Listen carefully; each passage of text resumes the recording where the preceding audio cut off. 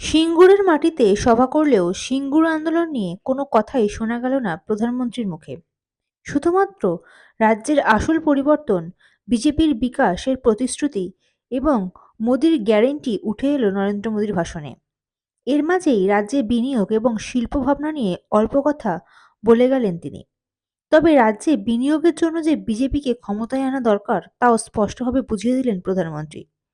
রবিবার সিঙ্গুরে সভামঞ্চ থেকে নরেন্দ্র মোদী বলেন, এ রাজ্যে আইন শৃঙ্খলা ঠিক হলে তবেই বিনিয়োগ আসবে। তারপরেই তিনি রাজ্যের শাসক দলকে নিশানা করে বলেন, এখানে মাফিয়াদের ছাড় দিয়ে রাখা হয়েছে, এখানে সবকিছুতে সিন্ডিকেট ট্যাক্স বসিয়ে রাখা হয়েছে। একই সঙ্গে গ্যারেন্টি দিয়ে মোদী বলেন, এই সিন্ডিকেট ট্যাক্স এবং মাফিয়াবাদকে বিজেপি শেষ করবে। সিঙ্গুরের শিল্প নিয়ে ফের মুখ খুললেন রাজ্য বিজেপি সভাপতি শ্রমিক ভট্টাচার্য। তিনি বলেন, সিঙ্গুরবাসীর সঙ্গে আমাদের সম্পর্ক নিবিড়। আইন শৃঙ্খলার অবনতি যেখানে হয়ে যায় সেখানে কোনো বিনিয়োগ হয় না। তৃণমূল সরকার যতক্ষণ থাকবে ততদিন কোনো বিনিয়োগ হবে না।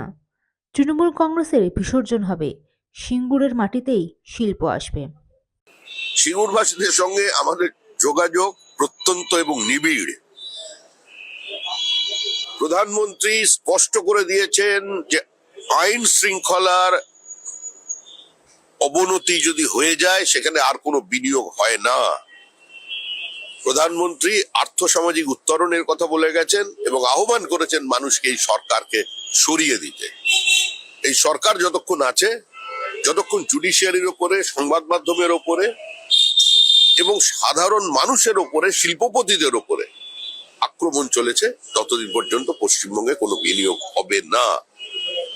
যারা বলছেন সিঙ্গুরবাসী হতাশ, তারা সিঙ্গুরবাসীকে আশার আলো দেখাচ্ছেন না কেন? মুখ্যমন্ত্রী তো সর্ষের বীজ ছড়িয়ে এসছেন, ওখানকার মানুষ সর্ষে ফুল দেখেছে। কৃষক জমি ফেরত পেয়েছে, কিন্তু জমি ফসল ফেরত পায়নি। একটা অচল অবস্থা তৈরি হয়েছে, শিল্পের বদ্ধভূমি তৈরি হয়েছে। মুখ্যমন্ত্রী পশ্চিমবঙ্গের শিল্প সম্ভাবনাকে ধ্বংস করে দিয়েছেন। এ রাজ্যের শিল্পপতিরা ভিন রাজ্যে বিনিয়োগ করছেন। যারা বিজিবিএস এর মঞ্চে দাঁড়িয়ে থাকেন মুখ্যমন্ত্রীর পাশে, তাদের 9 বছরের ব্যালেন্স শিট দেখুন, তারা কোথায় বিনিয়োগ করেছেন পার্শ্ববর্তী রাজ্যে। সুতরাং তৃণমূল কংগ্রেস যাচ্ছে, তৃণমূল কংগ্রেস চলে যাচ্ছে এবং সিঙ্গুরের ওই মাটিতেই শিল্প হবে। যে স্বপ্ন ওখানকার মানুষ দেখেছিলেন বা আমরা দেখেছিলাম, যে একটা ইন্টারন্যাশনাল অটোমোবাইল হাব তৈরি হতে চলেছে আজকে সিঙ্গুরে, সেটাই হবে।